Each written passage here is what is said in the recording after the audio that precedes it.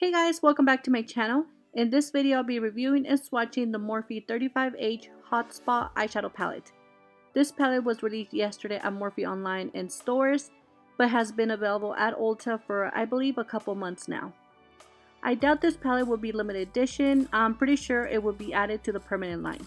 This is a 35 pan eyeshadow palette that retails for $24, and if you purchase it at Morphe, you can use my code to save 10% off. The packaging of this palette is plastic. As you can see, it's Morphe's traditional black plastic with the snap closure, and it does not include a mirror. I won't lose hope that Morphe will listen to us about changing their packaging to cardboard. I personally feel they feel less bulky than the plastic ones, and the packaging also looks nicer too. The eyeshadows do have names and they are printed on the plastic that protects the eyeshadows.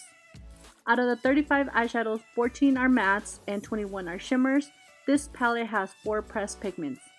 The color story of this palette reminds me of like the beach and summer. It has pretty teals, aqua shades, and blues, and peachy corals and neutrals. For the swatches, all of the mattes were very soft and pigmented, all swatched evenly except for 2 shades. Those shades are Real Deal and Heat Up. They both swatch a little bit patchy, but when I tried them with the primer, they both perform better. When testing the mattes with the brush, they all blended out smoothly. I did have some minor kick up and fallout. For the shimmers, these were very creamy and pigmented. It made me happy to see that because the last palettes that I reviewed from Morphe, the shimmers did feel kind of pressed down a little bit too tightly and the payoff wasn't that good. So if you like the color story, I definitely recommend this palette. Like I said, I didn't have major issues with the eyeshadows.